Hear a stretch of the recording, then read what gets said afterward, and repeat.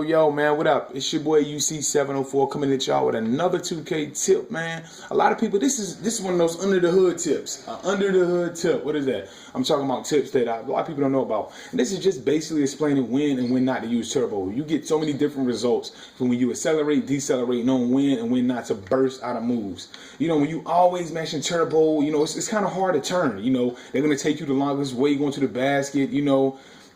And on the next thing, you get a lot of bump animations when you have turbo held down. The defense, you know, you will get a lot of bump animations. So you don't want to hold turbo a lot. So when you run without turbo, you can pretty much you can go where you want to go, man. So me holding turbo, you know, you get bumped a lot. You see, I'm picking up my dribble every time I hit turbo.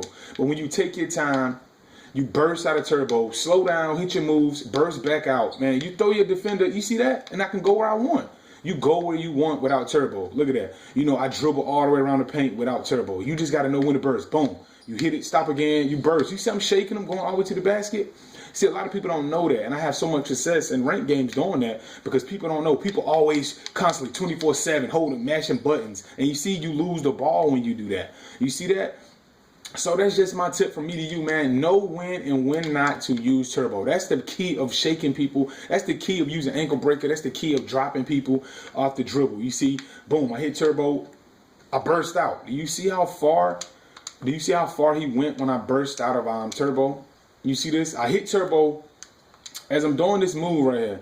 As I'm doing this move, I hit turbo to do this main cross. Then once he slow down, boom, I'll burst out with turbo. I'll let it go, boom, hit this move then. Hit quick hit turbo and explode out the move. Do you see the separation I'm getting when you know, you gotta know when to use it. You know, you slow down and then you burst out. You know, I take my time and I go anywhere I want to go on the court, man. And that's all you have to do, man. You got to know when and when not to use it. Same way on defense. Know when and when not to hit your right trigger, left trigger to cut a guy path off. You see, I break him down. And, you know, you just go wherever you want. Then you pull up the mid-range, man. It's that easy, you know. People make it harder for themselves. They're constantly mashing turbo all over the court. They wonder why they're stutter stepping, going out of bounds, getting pushed out of bounds. You know, people wonder why these things happen because you're not taking your time.